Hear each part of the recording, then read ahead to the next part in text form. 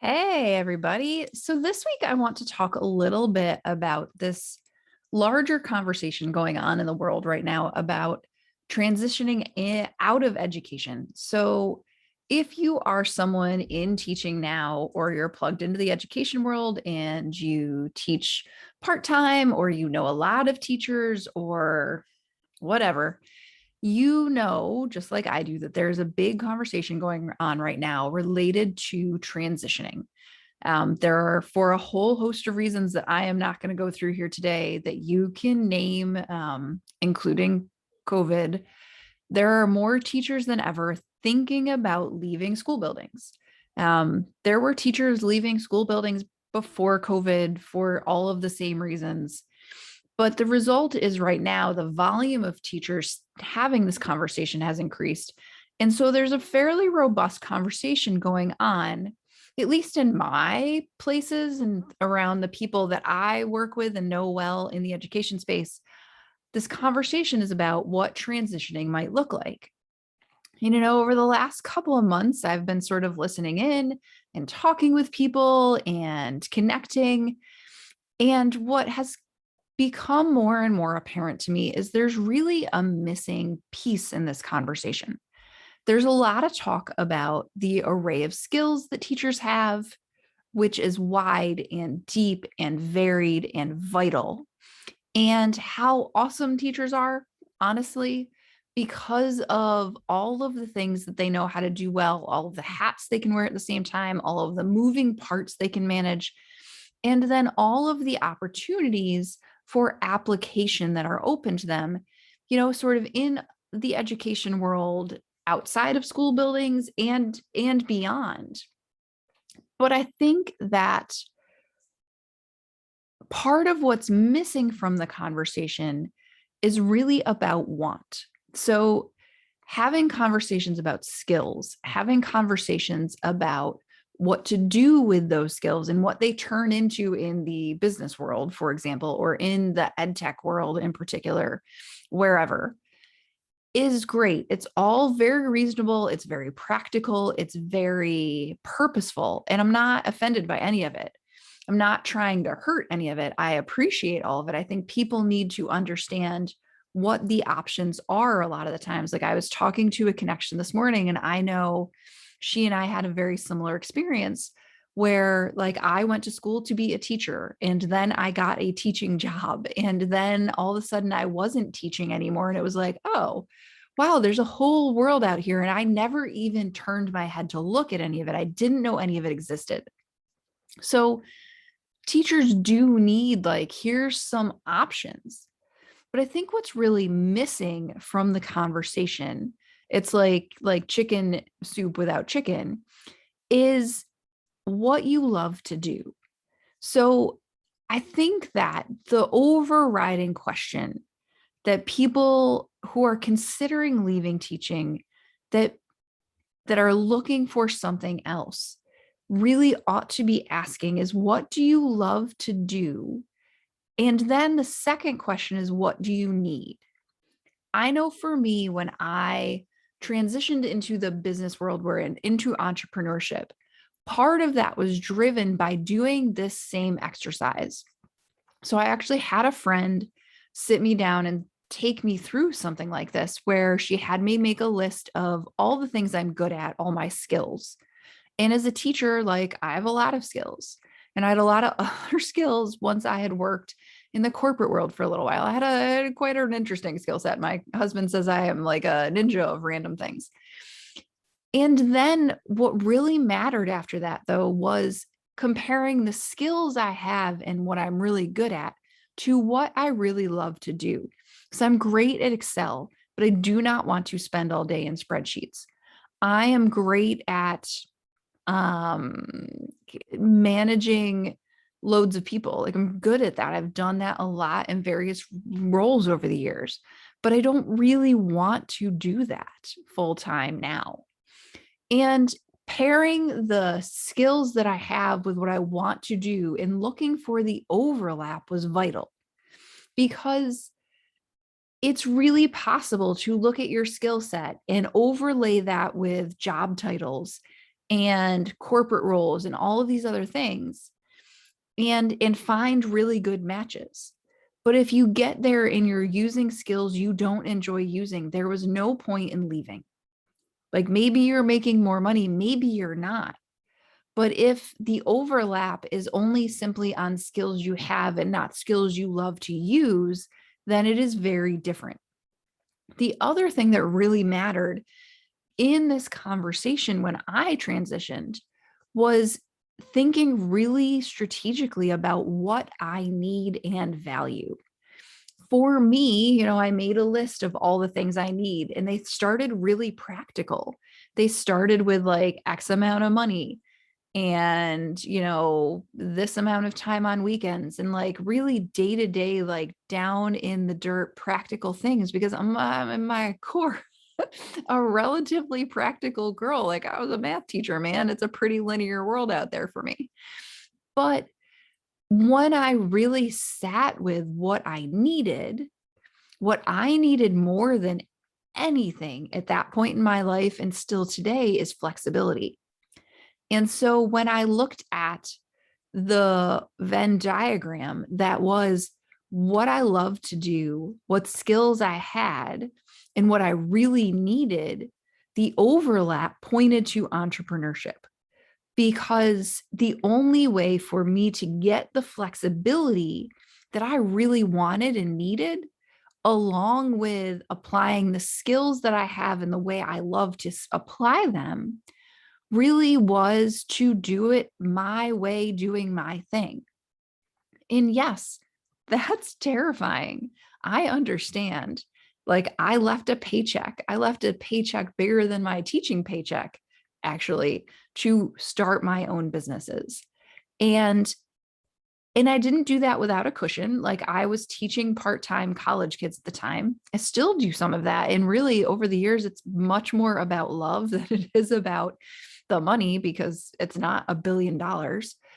But it really was because I knew that structurally I was not going to get what I needed to run my life, to live the life that I wanted, and to do the kind of good that I wanted to do out in the world for other people by fitting into anybody else's rule book.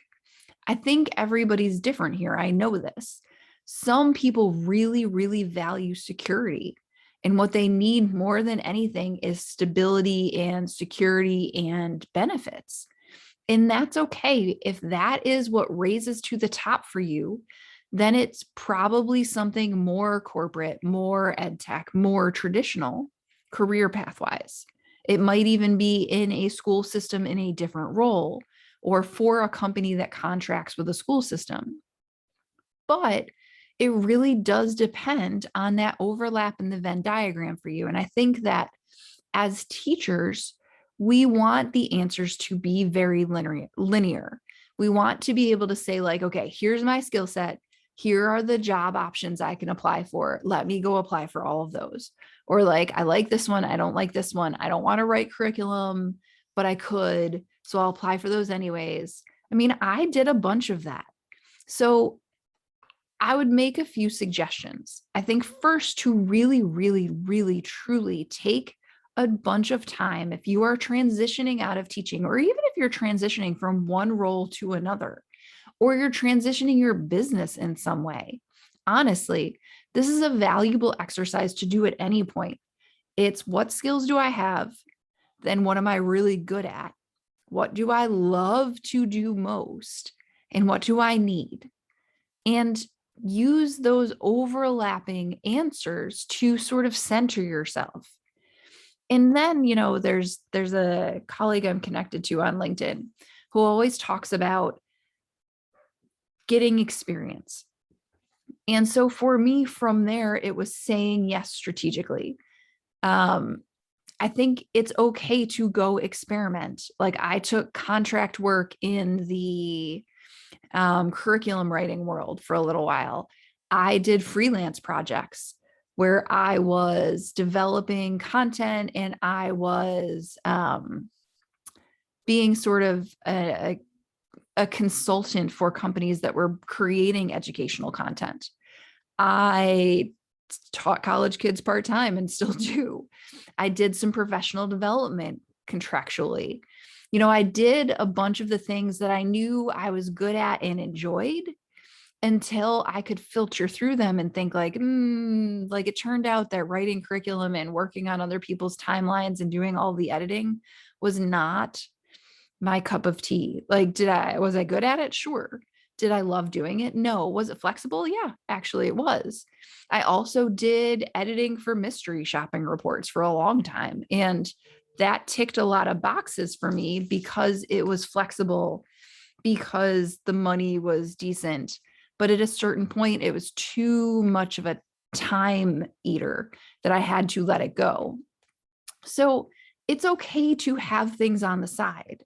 It's okay to try a bunch of little things. When I first started my first business, I had a consulting role. I was teaching a couple of classes at two different colleges, and I was doing some curriculum writing and editing part-time. Oh, and mystery shopping. So like, I didn't just do one thing. Teachers are capable of a lot of things. I did a lot of trying things. And I think for people who always knew they would be in education, when you go to leave, it's a little like, oh crap. Like, what? I don't even know what to do now. I feel so at sea.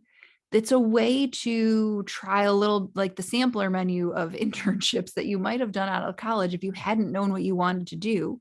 But since you did, you channeled yourself right in. If you're making this transition, it's okay to try things. But also, if you know sort of more about what you want and what you need, it becomes a lot easier to pick and choose what you're trying. Like, there were things I didn't do. I didn't tutor ever because I don't want to do that. Like, it's not, I knew I didn't want to do that. I didn't, I had already worked at Britannica, which is vaguely kind of ed tech, and I knew I didn't want to go that route. I don't really want to be coding anything or designing things. That's not what I do. It's not one of my skill sets. It's not something I'm good at. And I didn't really want to learn to. So it really helps to give yourself some center from which to choose and then to move into your transition. And listen, you have to take care of your needs. But I think the important thing to know is there are a lot of options for teachers. They are wider than you realize. And one of the options is making your own. Like, it's like ordering from the pizza parlor. You can order the traditional pizzas they have on the list, the pepperoni, the cheese, the sausage, the veggie. You can order one of their fancy ones. Like, one of the pizza places we have here makes a pesto and roasted tomato and onion and goat cheese pizza that I love. It's fancy though. Or you can make it yourself and decide what goes on your pizza. Like, any version of that is okay, but you have to decide and you have to try a little bit. It's okay to experiment. That being said, if what you are thinking about is the business world, is starting your own thing, is really valuing your flexibility and your time and doing it your way. Like, for me, it really was about, like, I don't want to fit in anyone else's box. Like, I might as well just build my own freaking box. For me, that was the route. If it's also the route for you, please feel free to reach out. Like, I talk to transitioning teachers about stuff like this all the time. I talked to two of them today where I just listen to their story and tell them mine. Sometimes they become clients, sometimes they join my group, sometimes not. But part of what I do best and part of why I'm here out in the world is to offer that kind of window to other people, because people offered it to me. And if you are having the conversation, if you're thinking about transitioning and you need some direction, it's part of what I help people with. It's part of what I can help you with. If you want to connect, feel free to come on into my Facebook group, which is called Teachers in Business. You belong. Even if you're not going to start a business, you might be headed out to somewhere else. You belong. Trust me. You can head to my website, which is torpycoaching.com, and book a time to talk. Or you can send me an email. It's just Sarah, SARA at Torpy Coaching, and say like, hey, I'd love to pick your brain. Or you can come find me on LinkedIn too. I have a ton of teacher connections there. But I would love to talk with you about what you're thinking and help you sort it through. One of the gifts that I get to give out in the world is to help people thinking through things like this from a perspective of someone who's done it, and ask them all the questions that I wish someone had asked me. So that is it for this week. I will see you all next week on Teachers in Business. Have a great week.